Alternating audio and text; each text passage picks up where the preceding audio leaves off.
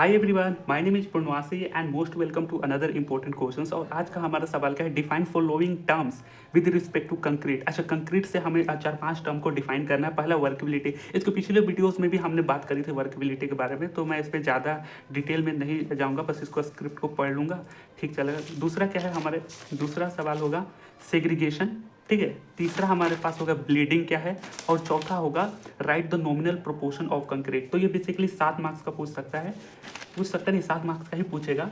तो एक एक करके इस पे देखते हैं। वर्केबिलिटी को देखते हैं। आप वीडियो को स्किप भी कर सकते हो, लेकिन मैं एक बार पढ़ के निकल जाता हूँ कि इसके पिछले वीडियो में हमने इसके बारे में डिस्कस करा था। कैमरे में दिख रहा है ना? हाँ बिल्कुल। हाँ, वर्केबिलिटी क्या है? Workability of concrete defines as the how easily concrete is mixed, handled, placed, transported, compacted and finished without segregation and bleeding. It ensures the quality and durability of concrete. High workability of concrete means it should be easier to work.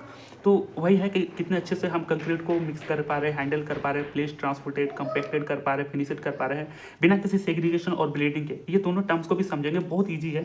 ये workability क्या ensure करता है? वो durability को, quality को, कितने अच्छा हमारा क्वालिटी है कंक्रीट का, तो वही ये बताता है। हाई वर्केबिलिटी ऑफ कंक्रीट का मतलब क्या है? It should be easier to work, अच्छे से वर्क भी करे, बिल्कुल सही। It should provide more strength and stability. तो हाई वर्केबिलिटी का मतलब ही होना चाहिए कि ये ज़्यादा स्ट्रेंथ और स्टेबिलिटी प्रोवाइड करे ऑफ कंक्रीट स्ट्रक्चर, बिल्कुल सही। The amount of water, cement, sand and shape and size of aggregate mixed in proper ratio for improving workability. ये कुछ एक्स्ट्रा पॉइंट आप लिख भी सकते हैं।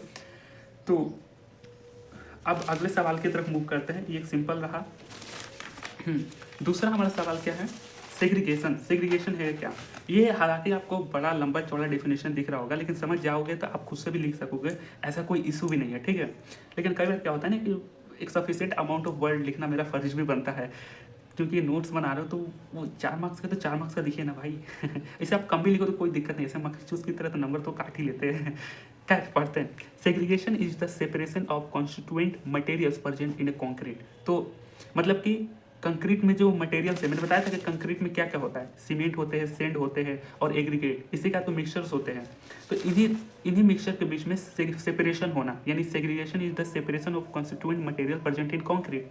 दिस सेपरेशन टेक प्लेस का मतलब होता है between concrete ingredients such a, जैसे कि सीमेंट, सैंड एंड एग्रीगेट्स। ये चीज़ें आप अपने से भी परफॉर्म कर सकते हो। अगले क्या है? In this separation coarse aggregate. मैंने बताया था एग्रीगेट 2 तरीके के होते थे। एग्रीगेट क्या है? क्रसेड स्टोन था, जिसका फाइन एग्रीगेट का मतलब कि जिसका जो डायमीटर हो, मतलब कि अराउंड जो 4.75 से कम हो, तो वो हमारा फाइन एग्रीगेट कहलाता है, और इससे बड़ा हो तो उसको कोर्स एग्रीगेट कहलाता है। तो यहाँ पे ये बता रहा है कि इन दिस सेपेशन है, यहाँ पे सेपरेशन है, ठीक है। अच्छा, एक तो वर्ड अगर मिस्टेक हो गया तो क्षमा करना मुझे, आप लिख लेना, ठीक है। In this separation coarse aggregate यानी हेवियर एग्रीगेट सेटल डाउन, बिल्कुल सही, settle down and lighter materials क्या होगा? Cement and water mixtures rises above in the concrete. इतना पार्ट तो आप हमेशा सेम ही लिखना, ठीक है। तो यहाँ पे बताया क्या जा रहा है कि जो कोर्स एग्रीगेट है, यानी कि जो हेवी एग्रीगेट्स होते हैं कंक्रीट में, वो सेटल डाउन हो जाते हैं ड्यू टू ग्रेविटी, भी जोड़ सकते हो, बिल्कुल सही। एंड जो लाइटर मटेरियल होते हैं, सीमेंट एंड वाटर, वो ऊपर चले आते हैं, कंक्रीट के ऊपर लेयर पर चले आते हैं। तो यही भी बात हो रही है कि mixture rises above in the concrete, बिल्कुल सही। सेग्रीगेशन रिड्यूसेस, यहाँ पे डबल रिड्यूसेस हो गया, कोई बात नहीं, reduces the strength and durability of concrete. तो ये आप इतना चीज़ों तो आप खुद से भी लिख सकते हो कि ये मतलब क्या क्या मतलब हानियाँ कर सकता है सेग्रीगेशन। ये स्ट्रेंथ और ड्यूरेबिलिटी को, कंक्रीट को, उसको रिड्यूस कर देता है। अब यहाँ पे मेन रीजन जरूर मेंशन करना, कंक्रीट सेग्रीगेशन का मेन रीजन क्या है, ठीक है। तो mixing in more water which makes concrete is too wet मतलब होता है कि कुछ चीज़ को ज़्यादा ही गिला कर देना। हाँ, तो यहाँ पे मिक्सिंग ऑफ मोर वाटर, ज़्यादा पानी मिलाने से जाहिर सी बात है कंक्रीट ज़्यादा है, वो वाटर कंसेंट्रेशन ज़्यादा होगा तो बाइंडिंग उसके बीच में कम हो जाएगी। Sometimes mixing very less water, बहुत कम पानी मिलाना, which makes the concrete very dried, तो कंक्रीट को ज़्यादा सूखा कर देता है।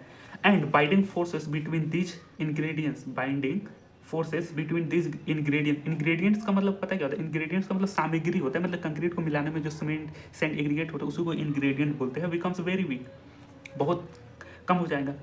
तो अगर कम पानी मिलाने से, तो ये दोनों चीज़ें मेन रीजन होंगे सेग्रीगेशन का। तीसरा क्या रीजन हो सकता है? Improper mixing of cement, sand and aggregate. जाहिर सी बात है हम अच्छे तरीके से मिक्सिंग नहीं कर पा रहे, या इम्प्रॉपर मिक्सिंग बताए, या फिर कि इम्प्रॉपर हैंडलिंग बता सकते हैं, इम्प्रॉपर हैंडलिंग, अगर आपने कई आलसी मजदूर खोज लिए, ऐसे बोलना नहीं चाहिए भाई, मजदूर बहुत मेहनत करते हैं, माफ़ करना, मतलब ऐसे कोई मजदूर खोज लिए जो अच्छे तरीके से मिक्स नहीं कर पाते, तो भाई आपका बिल्डिंग कमज़ोर है।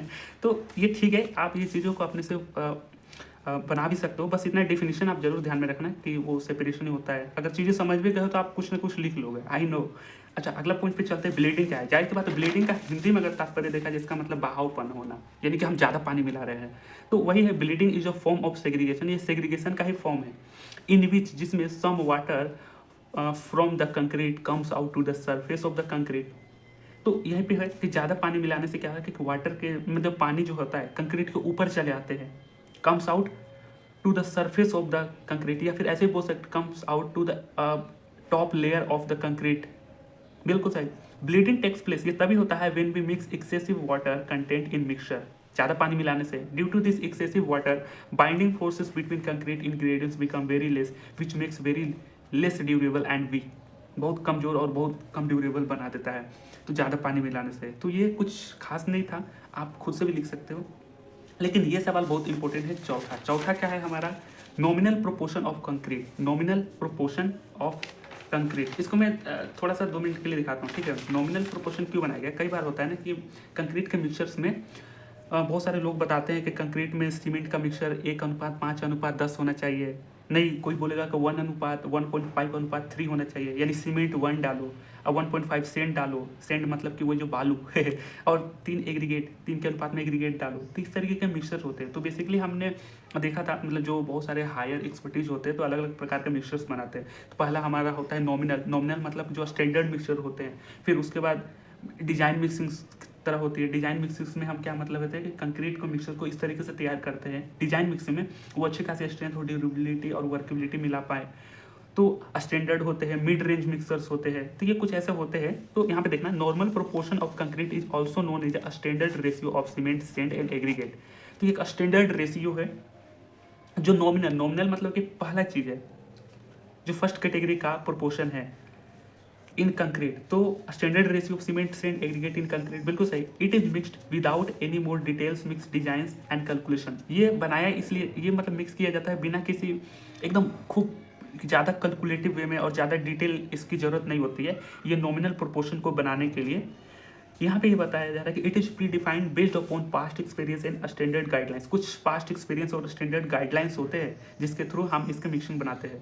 बेसिकली ये बनाया जाता है, नॉमिनल प्रोपोर्शन जो होता है ना, छोटे छोटे कंस्ट्रक्शन के लिए बनाया जाता है। इन जनरल जो कंक्रीट हम बनाते हैं, कोई एकदम स्मॉल स्केल पर कोई चीज़ें हम कंस्ट्रक्ट कर रहे हैं, तो उसमें हम नॉमिनल प्रोपोर्शन को मतलब बनाते हैं, ठीक है। यहाँ पे स्टैंडर्ड गाइडलाइंस और कुछ पास्ट एक्सपीरियंस से होता है। For basic level of strength and durability, मतलब कि छोटे लेवल पर ही बनाए जाते हैं ताकि स्ट्रेंथ और ड्यूरेबिलिटी एकदम ज़्यादा हाई ना हो, बिल्कुल सही। ये ऐसे बोल सकते हो ना कि आपका जो कोई छोटा सा नहीं घर बन गया, जैसे कि आप बाहर कहीं आप अपना टॉयलेट बना रहे गांव में जैसे होता है, तो वहाँ पे ये मिक्सचर का यूज कर सकते हो। खैर ये ज़्यादा ही हो गया। उसके बाद क्या है कि for basic level of strength and durability, बिल्कुल सही, इन जनरल कंस्ट्रक्शन वर्क, और जनरल कंस्ट्रक्शन वर्क में है। तो here are the most common nominal proportion of concrete. यहाँ पे अगर आपको बड़ा दिख रहा है तो कोई दिक्कत नहीं, आप यहाँ तक लिख सकते हैं कि nominal proportion of concrete is also known as a standard ratio of cement sand in aggregate in concrete। तो यहाँ तक भी लिख सकते हो, कोई दिक्कत ना है। अगर आप थोड़ी अच्छी जानकारी हो गई कि हाँ ये इसको मतलब मिक्स, इसका डिजाइन मिक्सिंग करना, कैलकुलेशन उतनी ज़रूरत नहीं होती है, ये प्री डिफाइंड बेस्ड अपन पास्ट एक्सपीरियंस और कुछ स्टैंडर्ड गाइडलाइन की वजह से किया जाता है।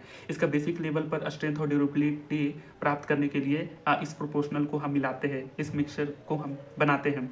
तो अगर बेसिक आइडिया हो गया तो आप सफिशिएंट अमाउंट ऑफ वर्ड लिख सकते हो। ये मेन चीज़ आप ध्यान में रखना। हाँ, दिख रहा है ना, बिल्कुल सही।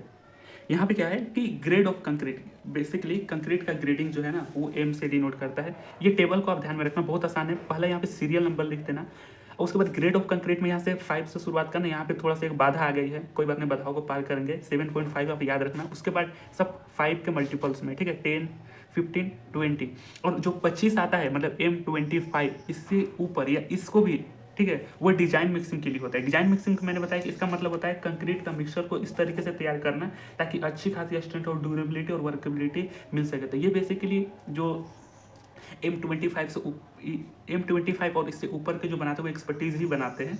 तो इसका सीमेंट सीन और एग्रीगेट का मिक्सचर ध्यान में रखना, ये सब में 1 1 डाल देना, बिल्कुल सही।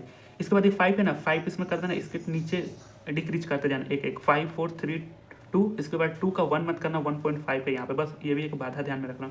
उसके बाद इसके डबल कर देना, 4 8 3 6, 5 का 10 है, हाँ बिल्कुल, 2 का 4 है और 1.5 का 3 है, बिल्कुल। और ये जो नंबर है ना 5 7.5, ये इसका कॉम्प्रेसिव स्ट्रेंथ होता है। जो 5 7.5 ये है, दोनों सेम है, बिल्कुल सही है। 10 10 है, बिल्कुल सही। उसके बाद 15 है, उसके बाद 20 है, उसके बाद 25 और एबो में डिजाइन मिक्सिंग के लिए होता है, तो ये एक्सपर्टीज बनाते हैं। अब यहाँ पे ध्यान से देखना, सीमेंट से एग्रीगेट का रेशियो, ये रेशियो आप ध्यान में रखना, पहला सीमेंट का होगा, दूसरा सेंड का होगा और तीसरा एग्रीगेट का होगा। ये आपने टेबल को एक बार 2 बार लिख लेंगे तो बहुत ही सिंपल है। अच्छा, ये एमपीए का मतलब कई बार होता है न्यूटन पर एमएम स्क्वायर को ना देकर एमपीए दे देगा, जिसका मतलब होता है मेगा पास्कल होता है। इसका मतलब समझना, इसका मतलब होता है कि नहीं कि, और ये जो कॉम्प्रेसिव स्ट्रेंथ है ना बेसिकली 28 दिनों के लिए होता है, बस इन्फॉर्मेटिव के लिए मैंने बताया कि 28 दिनों के बाद ये, मतलब हमने मिक्स करके छोड़ दिया, कोई स्ट्रक्चर बना दिया, 28 दिनों के बाद देखेंगे तो ये कॉम्प्रेसिव स्ट्रेंथ उसमें एक आ जाएगा। न्यूटन पर मीटर स्क्वायर का मतलब क्या होता है कि जिससे कि ये एरिया है कंक्रीट हमने बनाया स्ट्रक्चर, ये एरिया 1 mm स्क्वायर है, तो 1 mm स्क्वायर पर ये 5 न्यूटन का लोड सह सकता है अगर इस मिक्सचर्स में मिलाते हैं। अगर इस मिक्सचर में मिलाते हैं 148 में तो 7.5 न्यूटन सह सकेगा। इसका कॉम्प्रेसिव स्ट्रेंथ होगा ना। कॉम्प्रेसिव स्ट्रेंथ का मतलब ही क्या होता है कि कॉम्प्रेस कर पाना जो एरिया पर जो फोर्सेस लग रहा है, तो यहाँ पे 7.5 न्यूटन पर mm स्क्वायर होगा। 28 दिनों के बाद आप देखने जाओगे तो अगर इस रेशियो में मिलाएंगे तो 10 न्यूटन पर mm स्क्वायर में, इसका मतलब यही होता है। तो आप मेगा पास्कल भी लिख सकते हो या फिर आप न्यूटन पर mm स्क्वायर भी लिख सकते हो, तो बिल्कुल सही, ठीक है। तो ये नॉमिनल प्रोपोर्शन हो गया। तो हमने 4 सवालों को कवर करा था। पहला write down nominal proportion of concrete, ये आप ध्यान में रखना है रेशियो को। तीसरा था ब्लीडिंग, जो कि आप अपने से भी लिख सकते हो। अगला था हमारा, कहाँ गया नोट्स भाई, हाँ, अगला था वर्केबिलिटी ऑफ कंक्रीट, हाँ इसमें है ये वर्केबिलिटी सेग्रीगेशन, हाँ। तो ये चीज़ें आप ध्यान में रखना। ये 4 सवाल है जो बेसिक लेवल पे अगर वीडियो को आप देख भी लेते हो तो यू कैन गेट क्लैरिटी, आप एग्जाम में लिख पाओगे, ठीक है। तो बाय, धन्यवाद फॉर यहाँ तक देखने के लिए। मिलेंगे अगले किसी इंपॉर्टेंट सवालों में।